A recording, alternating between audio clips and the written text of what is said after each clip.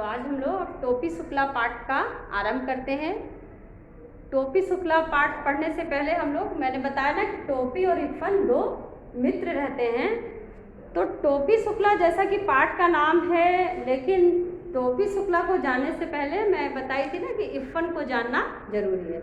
बिना इफ़न के टोपी शुक्ला को हम नहीं समझ पाएंगे, क्योंकि ये अटूट पाठ है, पात्र है जो कहेंगे टोपी शुक्ला पाठ का, कि उससे अलग नहीं किया जा सकता। तो देखिए पाठ को। प्रस्तुत पाठ में लेखक बताता है कि अपनत्व तथा प्यार जाति या धर्म जैसी संकीर्ण भावनाओं को नहीं मानता। अपने परिवार के संसर्ग में रहने वाला एक बच्चा निश्चल प्रेम को प्राप्त करने के लिए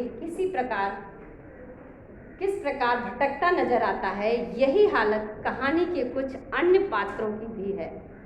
परंतु परिवार वाले यह नहीं समझ पाते कि जातीय बंधन को, ऊंच नीच को त्याग कर उनका आज्ञाकारी पुत्र एक मुसलमान परिवार में क्यों चला जाता है। इसका कारण बस एक ही है कि वह सिर्फ प्यार का प्यासा है। तो प्यार जो है, प्रेम पाने के लिए व्यक्ति जाति और धर्म नहीं मिलता। दोस्ती हम आपस में करते हैं तो वहाँ पे हम लोग ये नहीं देखते कि किस जाति का है और किस धर्म का है, वो अपने आप हो जाती है।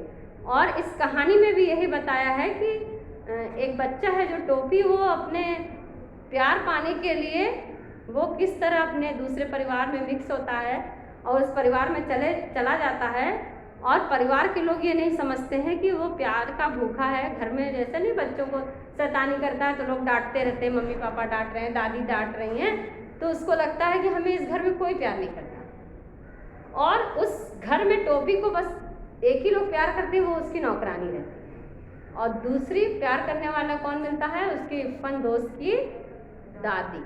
बहुत चंचल होती हैं स्वभाव की दादी लोग, जैसे कोई हंसी मजाक बहुत करने वाला होता है, उस तरह इफ़न की दादी रहती हैं। तो एक इफ़न की दादी उसको बहुत प्यार करती है। तो उसी परिवार में बहुत ज़्यादा मिक्स हो जाता है, अपने घर को छोड़ करके उसका लगाव उस परिवार से हो जाता है। आगे कहानी में देखेंगे इफ़न का परिचय। इफ़न के बारे में कुछ जान लेना इसलिए जरूरी है कि इफ़न टोपी का पहला दोस्त था। इस इफ़न को टोपी से सदा इफ़न कहा। इफ़न ने इसका बुरा माना, परंतु वह इफ़न पुकारने पर बोलता रहा। इसी बोलते रहने से उसकी बड़ाई थी। यह नामों का चक्कर भी अजीब होता है। उर्दू और हिंदी एक ही भाषा है। हिंदी के दो नाम हैं, परंतु आप खुद देख लीजिए कि नाम बदल जाने से कैसे कैसे घपले हो रहे हैं। इफ़न का नाम इफ़न नहीं था, कुछ मुर्तजा करके नाम था, लेकिन वो इफ़न उसको चढ़ा के ऐसे इफ़न करके बोलने लगा था। और उसको बुरा भी लगता था इफ़न पुकारने पर, लेकिन फिर भी वो बोलता था इफ़न से। और यहाँ कहानी में ये बताया गया कि नाम ऐसा चीज़ है कि उसको नाम बदल दो तो बहुत कुछ बदल जाता है। नाम का बहुत इम्पोर्टेंट लाइफ में रहता महत्व। लेकिन फिर भी उसका मित्र कुछ नहीं बोलता था और उससे बातें करता था। यहाँ पर ये दिखाया जा रहा है कि नाम, परंतु आप खुद देख लीजिए कि नाम बदल जाने से कैसे कैसे घपले हो रहे हैं। नाम कृष्ण हो तो उसे अवतार कहते हैं और मोहम्मद हो तो पैगंबर। नाम दोनों का बदल गया। हमारे भी गॉड हैं, ईश्वर हैं और उनके भी ईश्वर हैं, लेकिन दोनों के नाम पैगंबर मोहम्मद साहब, पैगंबर मुस्लिम धर्म के जो धर्म गुरु होते हैं उनको बोला जाता है पैगंबर। नामों के चक्कर में पड़कर लोग यह भूल गए कि दोनों ही दूध देने वाले जानवर चराया करते थे। पैगंबर मोहम्मद साहब जो थे वो भी गाय चराया करते थे और कृष्ण भगवान भी गाय चराया करते थे। दोनों ही पशुपति गोवर्धन और ब्रज कुमार थे। यानी जैसे गोवर्धन पर्वत श्री कृष्ण का था, उसी तरह इनका भी इसी पर्वत से ही ब्रज पर्वत पर वास रहा होगा। ये उसी के कुमार माने जाते थे। इसलिए तो कहता हूँ कि टोपी के बिना इफ़न और इफ़न के बिना टोपी न केवल यह कि अधूरे हैं बल्कि बेमानी है। इसलिए इफ़न के घर चलना जरूरी है। यह देखना जरूरी है कि उसकी आत्मा के आंगन में कैसी हवाएं चल रही हैं और परंपराओं के पेड़ पर कैसे फल लगे हैं। आंगन में कैसी हवाएं चल रही हैं और कैसा फल लगा है, यानी किस परंपरा का निर्वाह कर रहे हैं, कैसा जीवन व्यतीत कर रहे हैं, उसको देखते हुए हम इरफान के घर चल रहे हैं। आपको या हमें पाठकगण को समझाया जा रहा है कि अब चलिए हम लोग इरफान के घर चलते हैं। इरफान की कहानी भी बहुत लंबी है, परंतु हम लोग टोपी की कहानी कह सुन रहे हैं, इसलिए मैं इरफान की पूरी कहानी नहीं सुनाऊंगा, बल्कि केवल उतनी ही सुनाऊंगा जितनी टोपी की कहानी के लिए जरूरी है। इरफान के बारे में अगर कहानी पढ़ेंगे तो वो भी बहुत लंबी है, उसको जानने लगेंगे तो। लेकिन प्रस्तुत पाठ किस नाम से है? टोपी शुक्ला। तो टोपी को जानने के लिए हमें क्या है? इरफान को जानना जरूरी है। इरफान को हम नहीं जानेंगे तो हम टोपी को नहीं डाल, लेकिन इरफान को हमें उतना ही जानना है जितना टोपी कहानी समझने के लिए इरफान को जानना जरूरी है। मैंने इसे जरूरी जाना कि इरफान के बारे में आपको कुछ बता दूं, क्योंकि इरफान आपको इस कहानी में जगह जगह दिखाई देगा। न टोपी इरफान की परछाई है, न इरफान टोपी की। ये दोनों दो आज़ाद व्यक्ति हैं। इन दोनों व्यक्तियों का डेवलपमेंट एक दूसरे से आज़ाद तौर पर हुआ है। इन दोनों को दो तरह की घरेलू परंपराएं मिली। इन दोनों के जीवन के बारे में अलग अलग सोचा, फिर भी इरफान टोपी की कहानी का एक अटूट हिस्सा है। यह बात महत्वपूर्ण है कि इरफान टोपी की कहानी का अटूट हिस्सा है, यानी दोनों अलग अलग परिवेश में पले बढ़े, दोनों की रीति रिवाज परंपराएं डिफरेंट थी। कारण क्या था? दोनों अलग अलग धर्म से बिलोंग करते थे। एक हिंदू था और दूसरा मुस्लिम था। दोनों का आज़ाद व्यक्तित्व था, अपने ढंग से पले बढ़े थे, लेकिन फिर भी कहीं ना कहीं वो एक दूसरे से जुड़े थे। उनका आपस में क्या था? अटूट संबंध।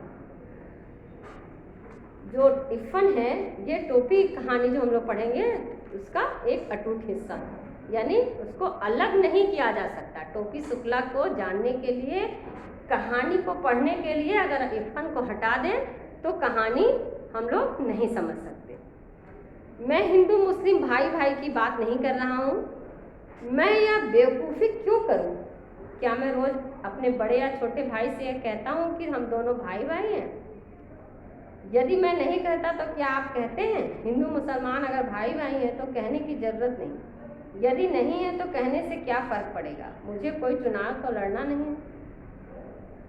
हिंदू मुस्लिम दोस्त बन गए तो कह रहे हैं कि क्या हिंदू मुस्लिम भी दोस्त होते हैं तो क्या हम बोलते हैं हिंदू मुस्लिम भाई भाई? या आपस में दो भाई होते हैं तो हम भाई भाई हैं ऐसा बोलते हैं? ऐसा नहीं बोलते हैं। तो बोलते हैं कि ऐसा कह के भाई भाई हैं, हमको कोई चुनाव नहीं लड़ना है। मैं तो एक कथाकार हूँ। कथाकार लेखक बता रहे हैं कि मैं तो एक कथाकार हूँ और कहानी सुना रहा हूँ।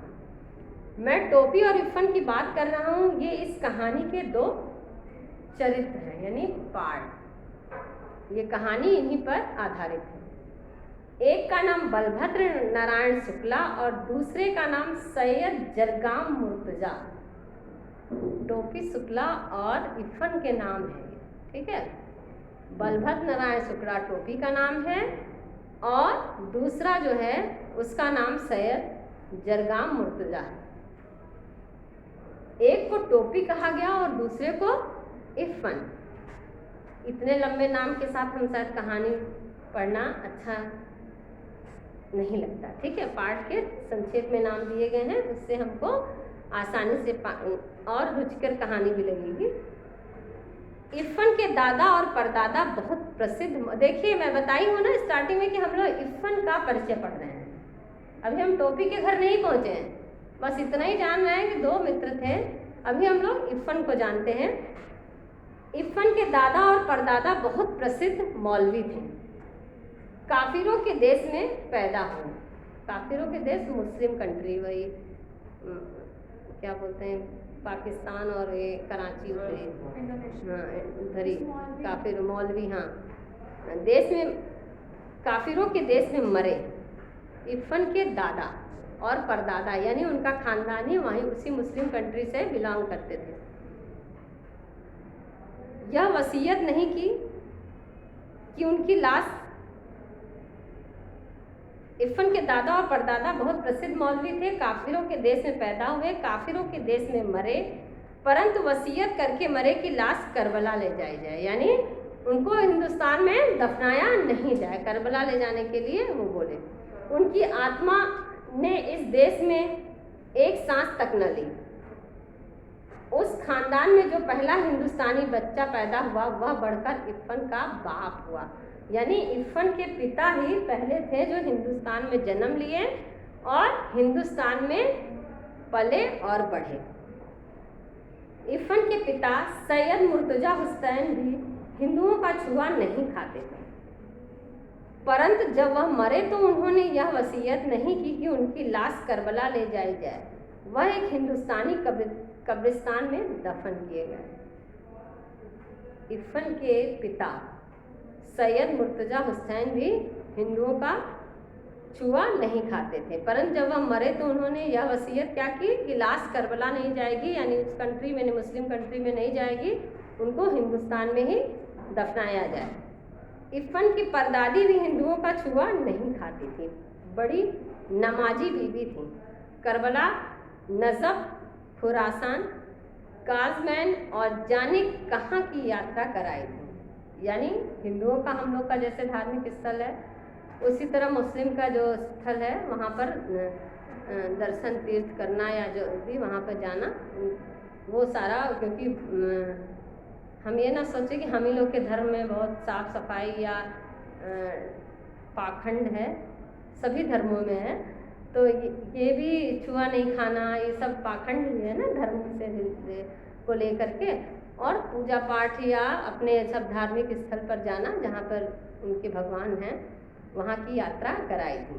परंतु जब कोई घर में जाने लगता तो वह दरवाजे पर पानी का एक घड़ा जरूर रखवाती और मांस का सदका भी जरूर उतरवाती। वो हम लोग में जैसे तिलक लगाना, मीठा खिलाना, बाहर जा रहे हो, यात्रा शुभ हो, काम अच्छे से हो, हाँ वही दही चीनी जो भी शुभ करने के लिए तिलक लगाते हैं, ये सब फॉर्मेलिटी जो भी की जाती है, उसी तरह उन लोगों में भी जो था घड़ा रख देना दरवाजे पे। लोग ऐसा मानते हैं कि खाली देख के जाने से अच्छा नहीं होता, तो पानी भर के बर्तन और कुछ उतार के जो भी है वो कुछ नज़र उतारना या जो भी इसमें कुछ होगा उनकी लैंग्वेज में, उसको करके अपना नज़र उतारना या जो भी उसमें रहा होगा करती होंगी। मांस का एक टोटका होता है नज़र उतारना, वही उनको उसी से नज़र उतार देती थी। इरफान की दादी भी नमाज रोजे की पाबंद थी, यानी नमाज, दोनों वक्त की नमाज, चारों वक्त की जो भी पढ़ते थे वो पढ़ना और रोज़ा रखना उनका ये भूलता नहीं था। परंतु जब इकलौते बेटे को चेचक निकली तो वह चारपाई के पास एक टांग पर खड़ी हुई और बोली, माता मोरे बच्चे को माफ़ कर दे। पूरब की रहने वाली थी, 9 या 10 बरस की थी जब ब्याह कर लखनऊ आई, परंतु जब तक जिंदा रही पूर्वी बोलती थी। लखनऊ की उर्दू ससुराली थी, वह तो मायके की भाषा को गले लगाए रही, क्योंकि इस भाषा में के सिवा इधर उधर कोई ऐसा नहीं था जो उनके दिल की बात समझता। जब बेटी की शादी के दिन आए तो गाने बजाने के लिए उनका दिल फड़का, परंतु मौलवी के घर गाना बजाना भला कैसे हो सकता था। बेचारी दिल महसूस कर रह गईं। हाँ, इरफान की छठी और फिर उसकी मुसलमानी पर उन्होंने जी भरकर जश्न किया। इरफान की दादी, बताया गया है कि नमाज रोजे सब पढ़ती थी, उसकी पाबंद थी, उसको वो छूटता नहीं था। और लेकिन जब इरफान को चेचक निकल गई तो उसको इतना मानती थी कि एक पैर पर वहाँ खड़ी रही और भगवान को प्रार्थना करती रही। और वो पूरब की रहने वाली थी, यानी उधर की भोजपुरी जो भाषा थी, लैंग्वेज, वो बोलती थी। लखनऊ में उनकी शादी हुई थी, लेकिन उस लखनऊ की भाषा को वो नहीं एक्सेप्ट की, स्वीकार की, अपने मायके का ही बोली बोलती थी। और यहाँ का रहन सहन शहरी था लखनऊ का। और मौलवी थे, मौलवी मतलब डॉक्टर की तरह ही होते हैं मुस्लिम में। मौलवी थे और मौलवी जी अपना ये सोचते रहे कि उनका थोड़ा अलग रहन सहन था, गाना बजाना ये सब वो पसंद नहीं, बहुत स्ट्रिक्ट थे। और ये थोड़ा चंचल स्वभाव की थी, जैसे बूढ़े लोग को हंसी मजाक वाले होते हैं तो उनको ये सब पसंद था। लेकिन अपने बेटे की शादी में भी वो नाच गा नहीं सकी। लेकिन इरफान का जन्म जब हुआ तो जन्म के समय जो संस्कार होते हैं छठी या मुस्लिम लोगों में, उसमें उन्होंने जी भर के गाया। कारण क्या था कि दादाजी का देहांत हो गया था, कोई उनको बोलने वाला नहीं था। समझ में आ रहा है स्टोरी? इरफान की दादी, इरफान के दादा, इरफान पिताजी। ठीक, बात यह थी कि इरफान अपने दादा के मरने के बाद पैदा हुआ। दादी को फ्रीडम मिल गया, क्योंकि दादाजी जी रिस्ट्रिक्शन था कि नाचना नहीं है, गाना नहीं है, ये सब संस्कार में बंद कर रहना है। तो दादाजी नहीं थे तो इरफान की दादी ने खूब एंजॉय किया, यानी अपना खुशी मनाई। मर्दों और औरतें के इस फर्क को ध्यान में रखना जरूरी है, क्योंकि इस बात को ध्यान में रखे बगैर इरफान की आत्मा का नाक नक्शा समझ में नहीं आ सकता। इरफान की दादी किसी मौलवी की बेटी नहीं थी, बल्कि एक जमींदार की बेटी थी। दूध घी खाती हुई आई थी, परंतु लखनऊ आकर उस दही के लिए तरस गई जो घी पिलाई हुई काली हांडियों में असामियों के यहाँ से आया करता था। जमींदार थे, जमींदार को बहुत लोग खिलाने वाले होते हैं, जिसके घर जो अच्छी चीज़ें होती थी, दूध दही और भी खाने की चीज़ें, हाँ वो ले आते थे उनके घर। तो वैसे ही खाने की उनकी आदत थी कि घी वाली दही और मिट्टी के बर्तन में बनी हुई, तो उसको याद करती थी हमेशा। उसको बस मायके जाती तो लपड़ सपड़ जी भर के खा लेती। लखनऊ आते ही उन्हें फिर मौलवी बन जाना पड़ता। अपने मियाँ से उन्हें यही तो एक शिकायत थी कि वक्त देखे न मौका, बस मौलवी ही बने रहते हैं। यानी मियाँ साहब जो दादाजी थे उनसे इनको यही था कि जब देखो तब मौलवी बन के बैठे रहते हैं, हर चीज़ पर रोक लगाते रहते हैं। तो उनको अपना घर बहुत याद आता, उसको मिस करती कि वहाँ पे गांव की चीज़ें खाना और भोजपुरी बोलना और सबसे मिक्स होना, ये सब चीज़ यहाँ पर नहीं था। शहरी माहौल और गांव के माहौल रहन सहन में अंतर होता है। ग्रामीण परिवेश में कोई ये नहीं देखता कि हमें कोई कुछ कहेगा, और शहर में थोड़ा तेज बोलना, तेज हंसना भी बगल वाला सुन लेगा तो कहेगा कि मैनर नहीं। तो इस ढंग का संस्कार रहने का होता है।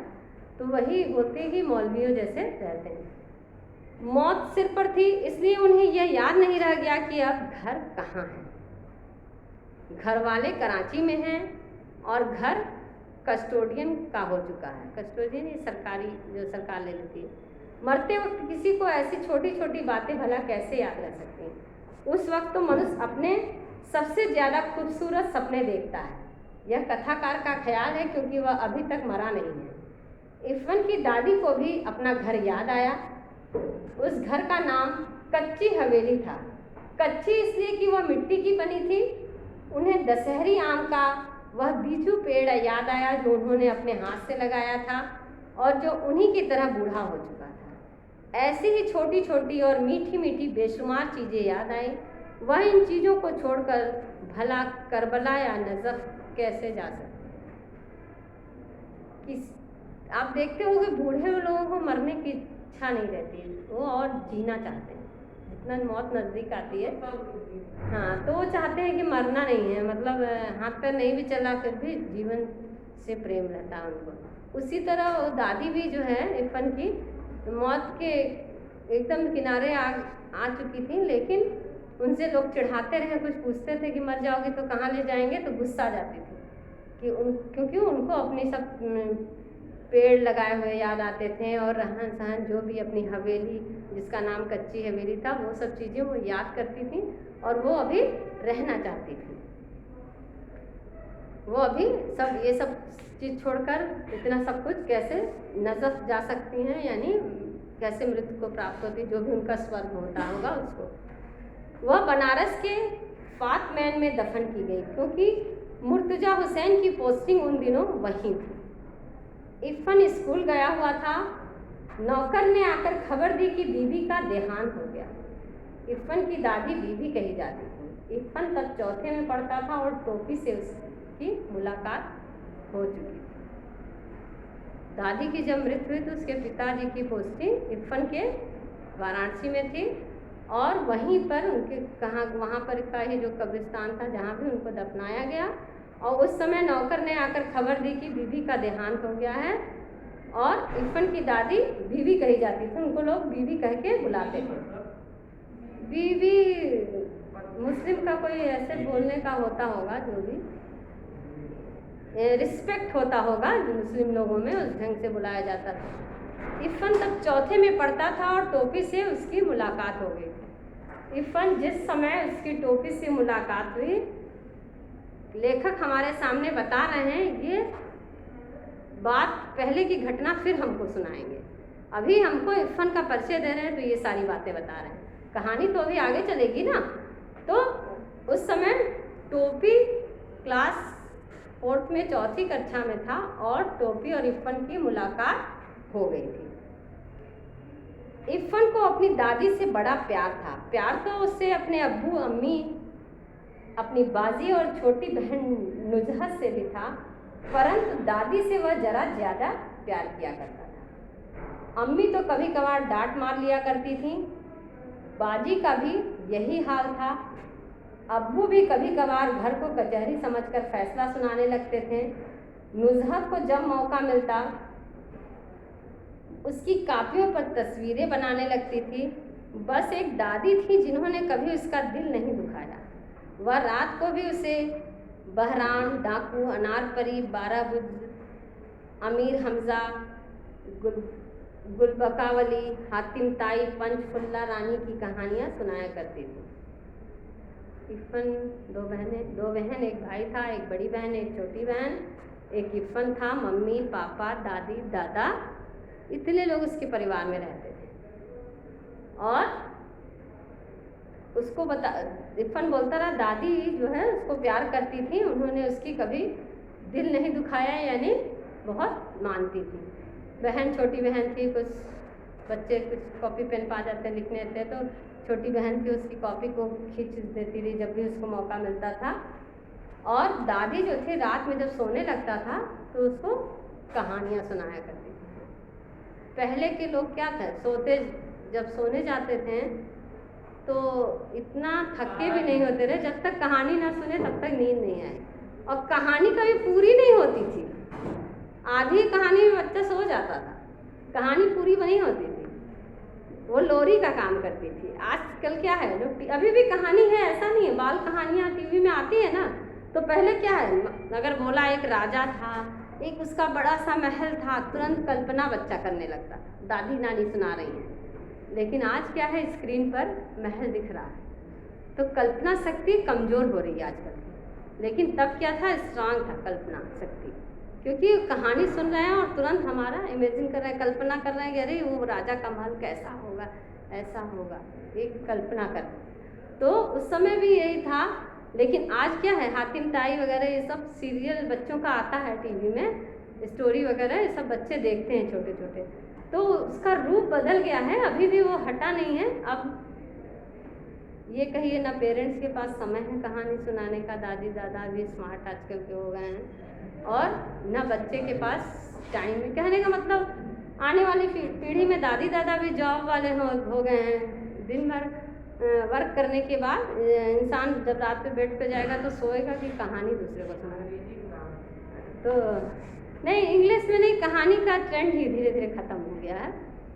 तो वैसे ही कहानी जो है इरफान सुनता था। सोता है संसार, जागता है पाक परवरदिगार।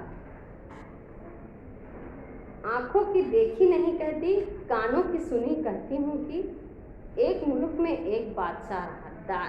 दादी नानी की कहानी है, ठीक है। नानी कहानी जो स्टार्ट करती है इरफान की, सोता है संसार, जागता है पाक परवर, स्वर्ग जगता है, और बोलती हैं कि आँखों की देखी नहीं कहती, कानों की सुनी कहती हूँ कि एक मुल्क में एक बादशाह। मतलब वो देखी नहीं है कहानी, वो भी किसी से सुनी है। अब बच्चे को बता रही हैं कि आँखों से देखी नहीं हूँ और कानों से सुनी हूँ, उसी को तुम्हारे सामने मैं सुना रही हूँ। आगे की कहानी हम लोग अगली क्लास में सुनेंगे, ठीक है। धन्यवाद।